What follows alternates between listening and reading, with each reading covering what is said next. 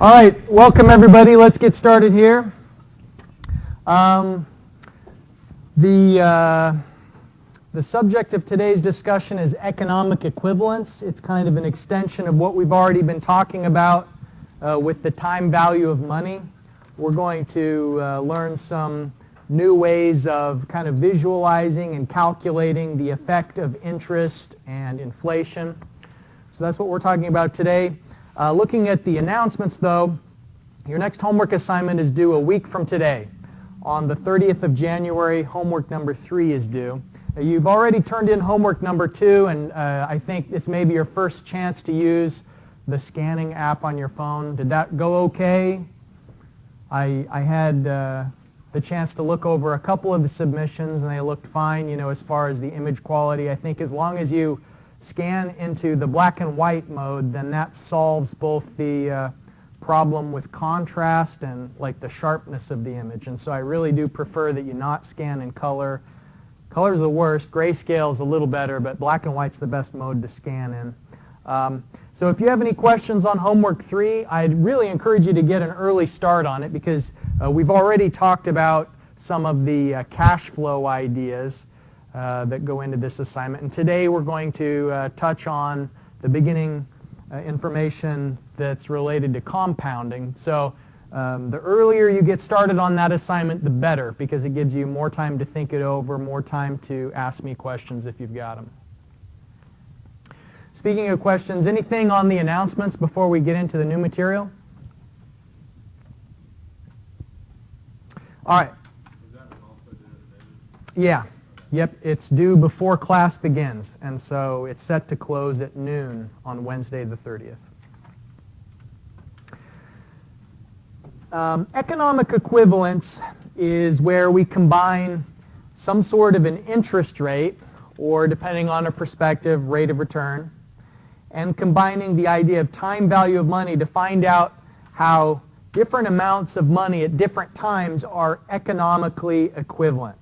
Now, in bold there, this is a really important phrase, economically equivalent, because what it's essentially saying is it's economically equivalent, for example, if $100 today and $110 1 year from now, if they can buy the same amount of things that you were going to buy, then they're economically equivalent. So let's say, for instance, that you need to save for the future so you have enough money to buy food. You want to have enough money to buy the amount of food that you're going to require in that future date. And so you'd have to have more dollars in the future because we know that the effect of inflation is to increase prices over time. Economic equivalence isn't always, though, just about purchasing power. Economic equivalence could be that you want more money than just the ability to buy the same amount of things in the future. You might want to actually have a profit so that you can make a larger purchase in the future than you'd be able to today. So then in your mind, your perspective is that for it to be economically equivalent, for it to be worth the delayed gratification, you have to have more in the future. And so in some sense, economic equivalence is a matter of perspective.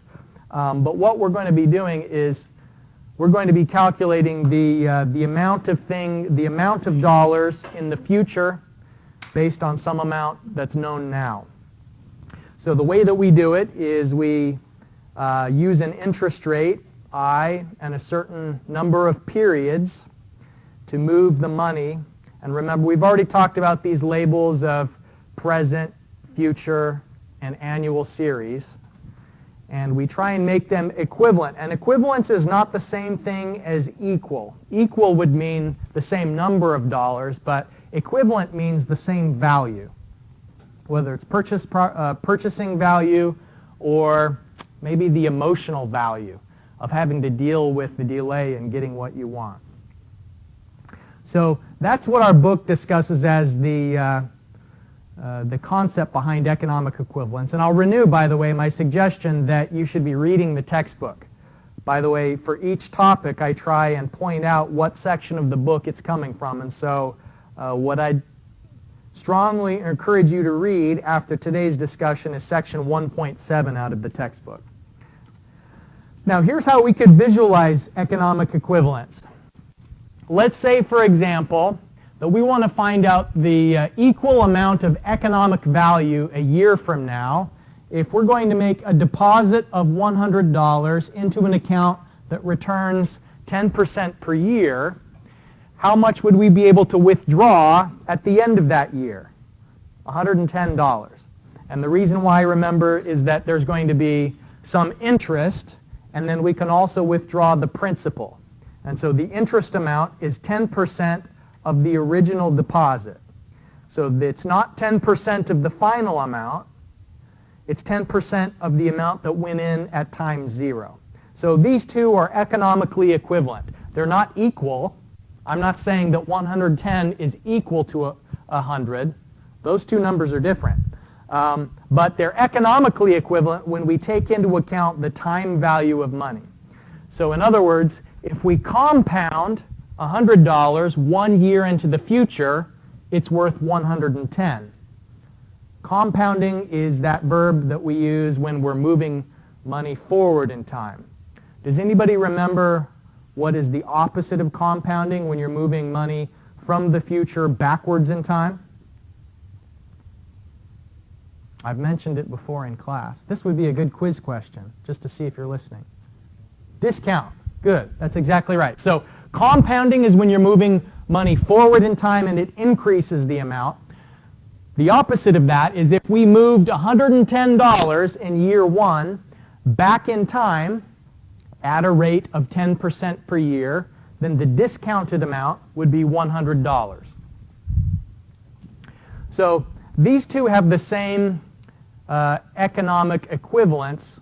Now we have to keep in mind that one is a deposit and one is a withdrawal. In words, we could say that $100 now is economically equivalent to the amount of 110 1 year from now if it's invested at a rate of return of 10% per year. So that's just a very simple illustration of economic equivalence.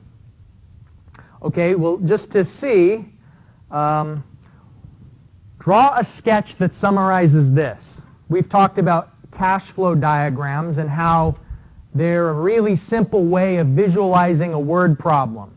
And cash flow diagrams jump out at you in a more vivid way than text sometimes can.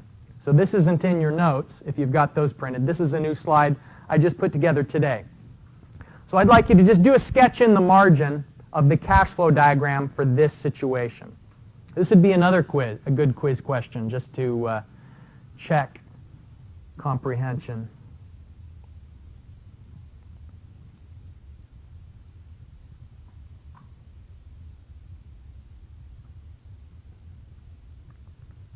So a cash flow diagram should always start with a horizontal line to represent the passage of time. And in this one, we just have a single 1 year period, and so there's going to be the beginning of the 1 year period, which we label 0, the end of the 1 year period, which we label 1. Now, it doesn't say in this text whose perspective we should draw the cash flow diagram from, but it's assumed, unless it tells you otherwise, draw it from your perspective. And so it's not from the perspective of who's giving you the money. This is from your perspective. That's implied as the default assumption. And so this $100 in year 1, is that an arrow up or an arrow down? It's an arrow up because that means money to you. So you can either get $100 now or some unknown amount now in year today. So present is unknown, future is 100. So what about calculating that?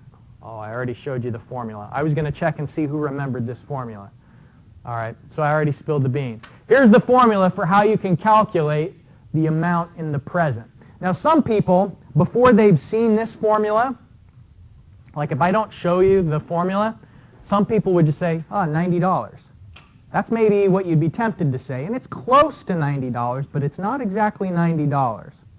Because if you invested $90 in year 0, what's 10% of $90? It's 9. So what would be the total amount at year 1? It would be 90 plus 9. It would be 99. So you need to deposit more than $90 to have 100 at year 1. So 90 isn't the right answer. To get the right answer, we use this relationship that we've seen before, that the future amount is the present amount multiplied by 1 plus I to the n. So how much do we need to deposit today? Why don't you run the numbers on that? Do you have a question? Oh, you got the answer? Okay, good. Give these slowpokes just a second to catch up. Let's see if we all get the same thing.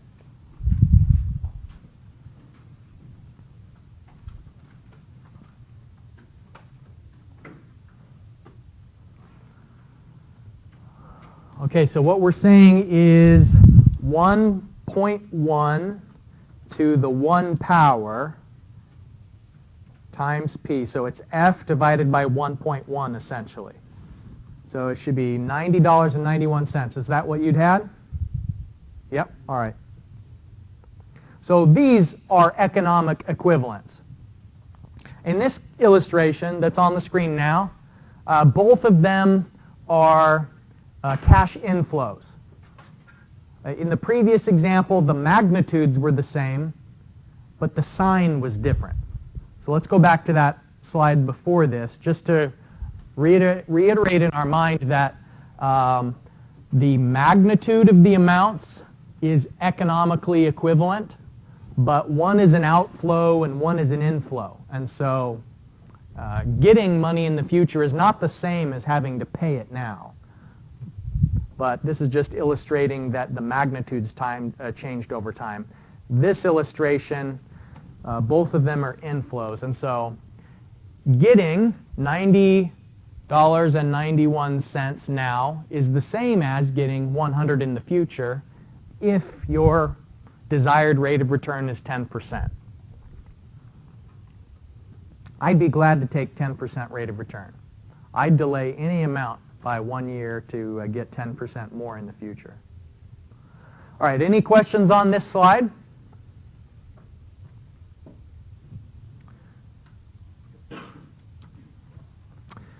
Okay, so there's a certain language and an abbreviation style that you have to become proficient with. It has to become second nature, otherwise these problems will take way too long to solve. But once you've just gone through it a few times, it's going to naturally stick in your mind. So this type of problem, where we have a known present amount and an unknown future amount, the way that we'd summarize this problem is we'd say find f given p. So you begin by saying what you're trying to solve for, and then you state what's given. And the reason why that we summarize this problem statement in that way is that then we can break it down even simpler by just saying this is an f/p problem. And the reason for that is there's equations and formulas that will tell you what is the ratio of f to p. So there's equations that will tell us the ratio, and then all we have to do is multiply the known p amount by that ratio, and it will tell us the future. And so, for instance, we know the equation from the previous slide is future is present times 1 plus I to the n. And so if you have some formula that tells you the f to p is 1 plus I to the n power, then you just solve this, multiply it by p, and then you found f. So all of these problem types have similar equations for the ratio. So likewise, then, this is what kind of a problem? How would you write it in words, and how would you summarize it as a fraction? Good. Find p given f, or we'd say this is p/f. Find p. So the unknown, and then you state what's given, and then in the fraction, or the ratio, you put the unknown in the numerator. Okay, this is showing an annual series in the cash flow diagram.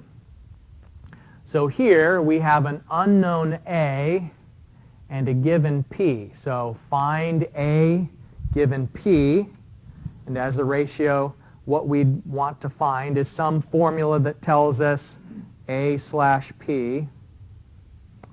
And then finally, there's also find P given A, and so that's P/A. So the three main things, there's future, annual, and present. Not shown up on the slide right now, but we will go over it today. There's also find F given A. And so let me just write on the whiteboard here, since we're on the subject already, what that looks like. If we have some cash flow diagram, and we've got an annual series, and so there's 1, 2, 3. How many did we do in all of these? There's 3 of them. All right. So here's our annual series. So this is given. The way that you'd try and find a future is, it's kind of weird, but the future amount is in the same year as the last payment. So F is unknown where A is given. This is the typical form of a find F given A. So this is F/A. So the key with that is that the unknown amount is in the same year as the last payment. We'll go over that again. It seems a little bit abstract. All this probably does, but we'll reinforce it with some in-class exercises today and next time. All right, so speaking of that, let's get started on the in-class exercise for today. On the front side of the paper, we begin with some cash flow diagram and just reinforcing the ideas from the previous lectures, these first 3 problems on the front. And then on the back side, I ask you to calculate a future amount based on an annual series. And I suggest there's 2 different ways to do it. So I'd like you to attempt it both ways. And of course, I'll break in to show the solution as we're going through it.